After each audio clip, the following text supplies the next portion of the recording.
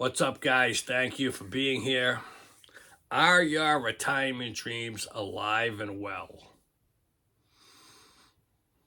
If you've been following my channel, you know the way I like to do things.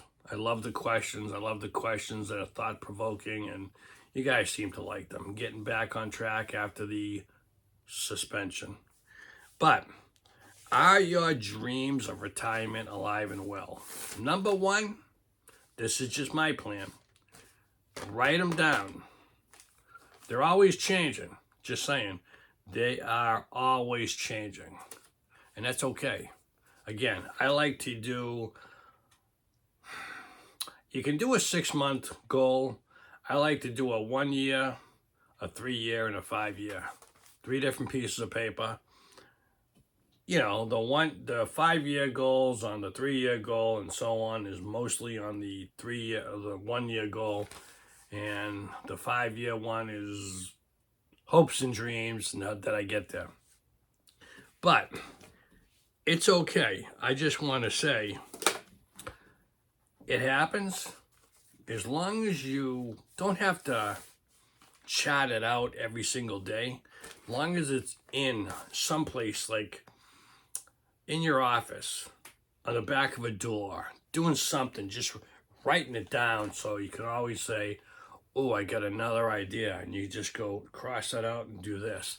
That's the kind of thing like I like to have it right there all the time. But is your dream alive and well? Because we all have those dreams.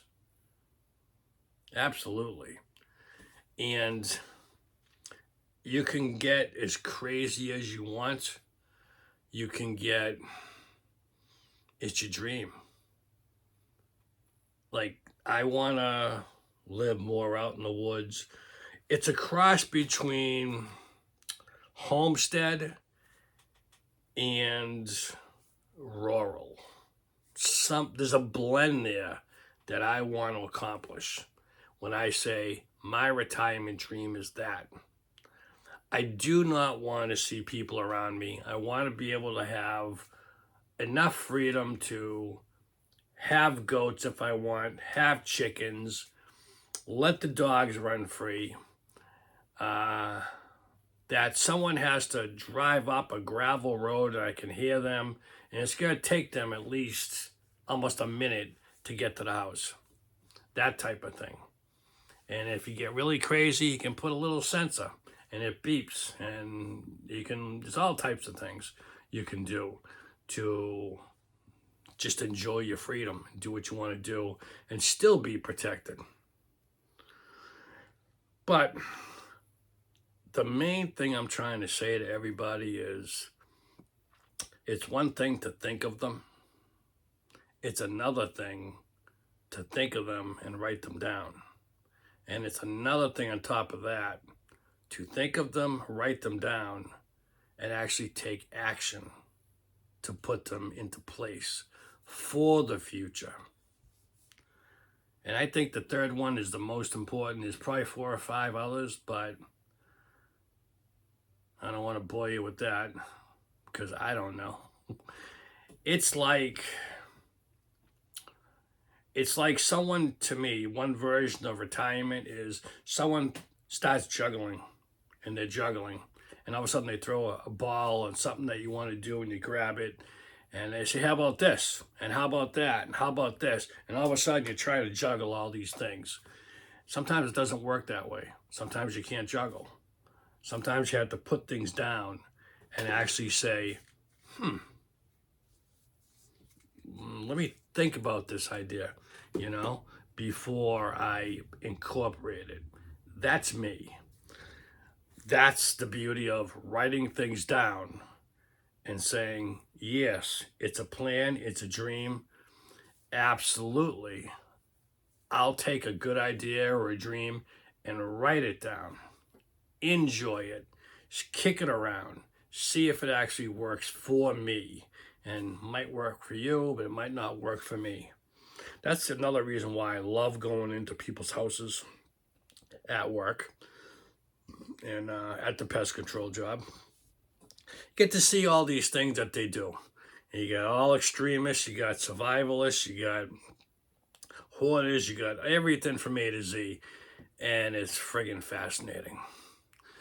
But get a lot of ideas, because you might say to yourself, ooh, I don't want to do that. I can't tell you how many times I've been in someone's house, and you get a great idea. And the first thing you say, if they're home, what did you do? How did you get that? How did you accomplish that? That right there, the interaction of life, is just beautiful. It's how we learn, one of the ways. And I like that most because you get to, like, someone who comes in and sees my solar generators, who's never even heard of them. When I tell them about them, they go, really? And for some reason, it's never incorporated into their life. But it's enough to get the fuse going and go, I could use one of those. Well, you're talking to the right kid, the king of the generators. Well, not really, because there are guys a lot more than I. But still, you use it for all kinds of things.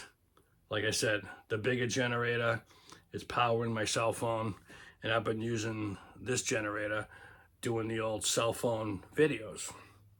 And I got one in the kitchen when I use my phone. I got one in the living room when I use my phone. So I am eliminating the usage of almost all power I can in the house, other than my fridge. And I've been watching a lot of videos about how to run your fridge off of solar panels or a trickle charge or something. I'm going to get there sooner or later. But that's just me, guys. Are you prepared? Write it down, put it into action, and actually try it out. See if it works. That's the best advice. Come on back for the next video.